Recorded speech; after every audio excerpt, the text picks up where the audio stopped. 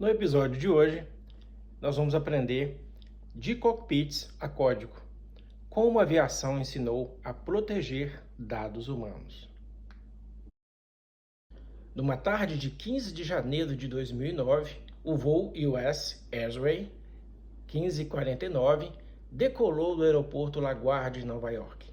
90 segundos depois, uma revoada de gansos destruiu os dois motores simultaneamente.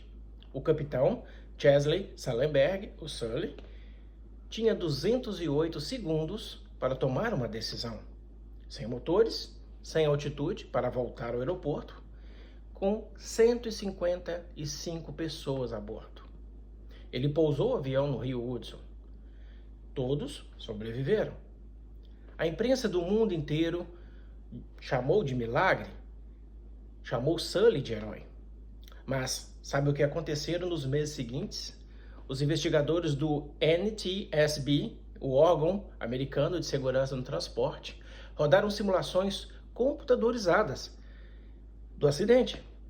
E as simulações diziam: era possível voltar ao aeroporto.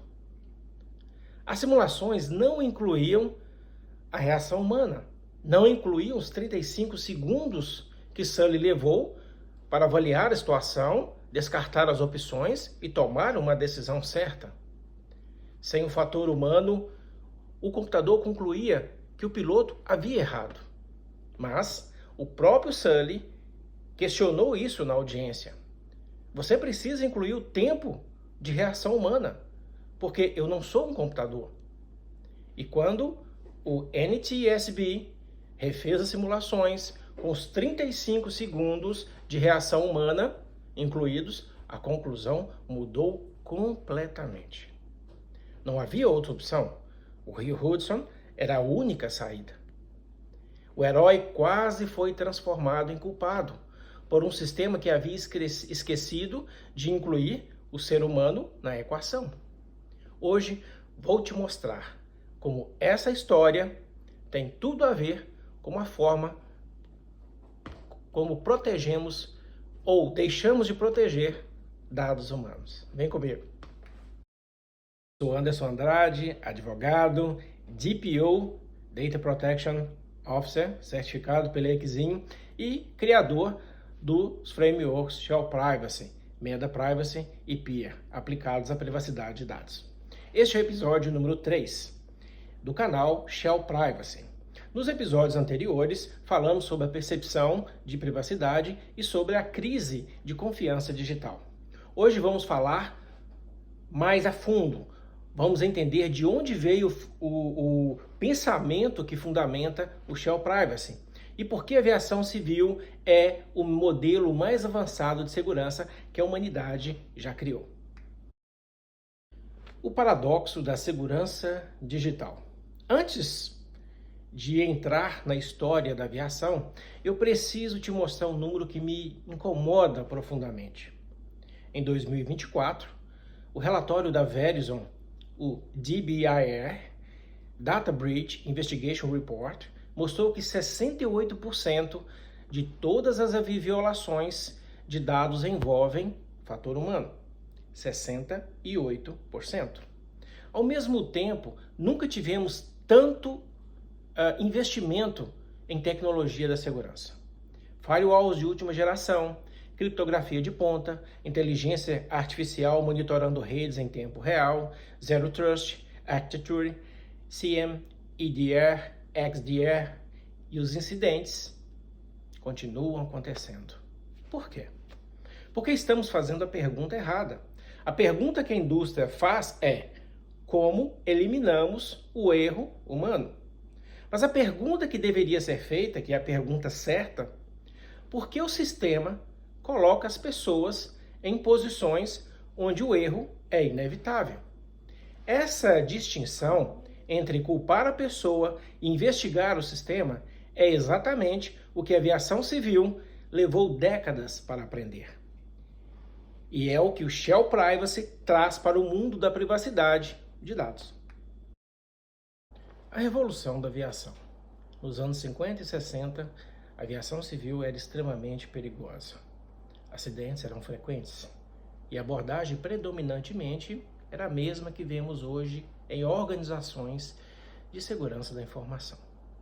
Quando algo dá errado, encontra o culpado e punam. Pilotos eram demitidos, processos criminais eram abertos e as investigações terminavam com um nome e um ponto final. Mas os acidentes continuavam acontecendo. Foi então que um grupo de pesquisadores, entre eles Elvin Edwards, James Reason e Sidney Dekker, começou a questionar essa abordagem.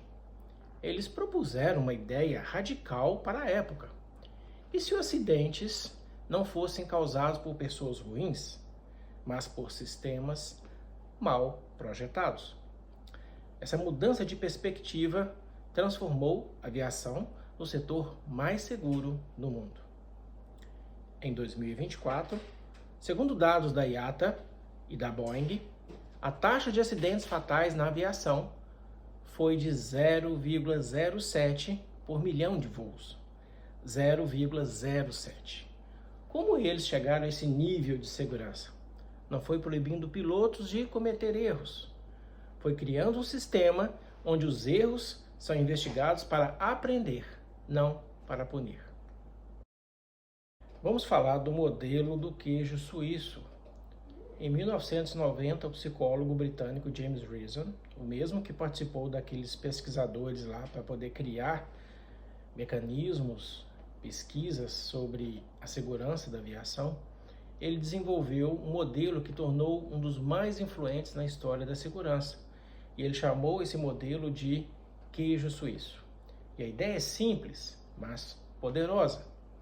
Imagine que cada camada de defesa de um sistema é uma fatia de um queijo suíço.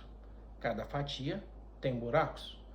Os buracos representam as falhas e as vulnerabilidades, os pontos fracos de cada camada. Na maioria das vezes, os buracos não se alinham. Uma falha em uma camada é capturada pelo próximo. Mas quando os buracos se alinham, quando as falhas em múltiplas camadas coincidem, o incidente acontece. E isso é o que Reason chamou de falha latente. Uma condição que existe no sistema há muito tempo, esperando o momento certo para se manifestar. E quando você olha para os casos do Yahoo, do Equifax ou do INSS que aconteceu no Brasil, nós vemos exatamente isso. Não foi uma única falha, foi uma série de falhas latentes que em um determinado momento se alinharam e daí o incidente ocorreu. Como surgiu o modelo Shell?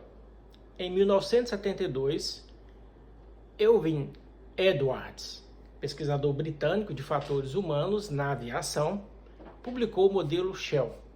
O modelo Shell, a palavra Shell é um acrônimo de letras que compõem um sistema. O S de software, os procedimentos, as listas de verificações, os manuais. O H, o hardware, os equipamentos, a aeronave, os instrumentos. O E, environment, o ambiente físico, organizacional. O cockpit, o aeroporto, a cultura da empresa. O primeiro L, o liveware, as pessoas, os pilotos, o copiloto, os controladores de tráfego aéreo, os mecânicos. O segundo L, que é o liveware, que é as pessoas, porque as pessoas interagem entre si de formas que criam riscos únicos. E esse modelo dizia algo revolucionário. Os acidentes não acontecem dentro de um único componente. Eles acontecem nas interfaces entre os componentes, entre ou um software com liveware, environment e etc. E o piloto, ele não erra sozinho. O piloto erra porque o manual era confuso, o equipamento estava mal calibrado, o ambiente era de alta pressão, o treinamento era insuficiente, uma má comunicação entre um piloto e copiloto, entre a tripulação. Então, tudo isso é as interferências entre os componentes. Em 2024, quando eu estava buscando conhecer mais sobre aviação, porque é a minha paixão, eu fazendo um curso sobre mecânicas de aviões, eu me deparei com esses frameworks. E isso veio ao encontro daquilo que eu tenho para mim, que é a privacidade, a segurança. E isso veio fazer com que eu pudesse adaptar o Shell para o modelo de privacidade. É o que nós vamos ver no próximo bloco. Adaptando o Shell da aviação para a privacidade. Como eu disse a vocês no bloco anterior, estudando sobre aviação em 2024, eu me dei conta de que era possível sim adaptar o modelo Shell para o contexto da privacidade e GRC. Daí surgiu o Shell Privacy. E cada componente ganhou um novo significado. O S de software, que é os sistemas, as políticas de privacidade, os sistemas de gestão de dados, os softwares de CRM, ERP, o H, o hardware e fatores aí que são os dispositivos físicos, os servidores, celulares, corporativos, né? O E de environment, que é o ambiente organizacional, a cultura da empresa, a pressão por resultados, design dos produtos. O primeiro liveware, que é a pessoa, as suas habilidades, seu estado emocional, o nível de treinamento, a carga de trabalho. O segundo L, que era liveware, que é a equipe, eu adaptei para Legal and Life Cycle, ou seja, o ciclo de vida do dado, o arcabouço legal que governa cada etapa, no caso, LGPD, GDPR, PIPEDA, HIPAA, CCPA. Vamos a um exemplo prático, para nós podermos compreender como que o Shell Privacy pode ser adaptado para as áreas de privacidade e segurança da informação. Imagine uma empresa de saúde que sofreu uma violação de dados. Uma empresa tradicional faria o quê? Demitiria o funcionário, emitiria uma nota de desculpas e implementaria um treinamento que talvez ninguém iria ler ou aprender. Com o Shell Privacy, nós vamos investigar esses buracos. Estão lembrados do queijo suíço? Existiam buracos que não estavam alinhados, mas em determinado momento, com essa infração ou invasão, ou um acesso de um funcionário não autorizado, ou seja, houve uma conjunção de que permitisse com que esses buracos se alinhassem. E aí esse incidente latente veio à tona. Então, como que nós iríamos interpretar, iríamos estudar esse caso para a gente poder mudar essa cultura da empresa? O sistema de prontuários tinha controles de acesso granulares, os logs eram monitorados, entra o software. Os computadores tinham bloqueio automático, era possível copiar dados para dispositivos externos, entra o hardware. A clínica tinha cultura de privacidade, havia pressão para processar mais pacientes em menos tempo, entra o environment. O liveware, no caso, o funcionário ele tinha treinamento adequado, a carga de trabalho dele era permitida, ele tinha acesso, autorização para acessar esses dados, vai entrar o indivíduo, que é o liveware. O legal, os contratos incluíam cláusulas de confidencialidade, havia política de controle de acesso documentado, ou seja, havia comunicação clara sobre o que era permitido acessar, no segundo liveware. Com essa análise, nós vamos descobrir que o problema não era o funcionário, era um sistema de prontuário sem controles de acesso em uma organização que nunca havia treinado adequadamente sua equipe e onde a pressão por produtividade criava um ambiente propício ao erro. Você conserta o sistema, não apenas o controle. Chegando ao final desse episódio 3, nós vamos fazer uma recapitulação. Nós vimos que o Sully ele salvou 155 vidas em 208 segundos. E o sistema que investigou o acidente quase o transformou em culpado. Porque havia esquecido de incluir o ser humano nessa equação. A gente percebeu também que, usando aquele queijo suíço, podemos identificar que houve ali uma conjunção de fatores que permitiu com que aquele funcionário tivesse acesso à base de dados sem autorização. Usando através do nosso modelo Shell Privacy, podemos perceber que todo aquele ambiente ele fez com que permitisse aquele funcionário cometer uma infração, um acidente. E podemos investigar que aquilo também foi o quê? Uma conjunção de fatores. Software, hardware, environment, liveware, life cycle. E vimos que da aviação para o código, do cockpit para o servidor e do Sully para o DPO, a lição é a mesma. O ser humano não é o elo fraco, é o elo que salva, quando o sistema é projetado para apoiá-lo. No próximo episódio, vamos mergulhar no Privacy by Design, desenvolvida por Anne Cavocan, privacidade desde o início, não como remendo. Se este episódio fez sentido para você, inscreva-se no canal, ative o sininho de notificações, comente nos comentários o que você achou, nos ajude a melhorar o nosso canal e também, se isso de alguma forma foi útil para a sua vida, nos ajude a engajar e atingir maior número de pessoas.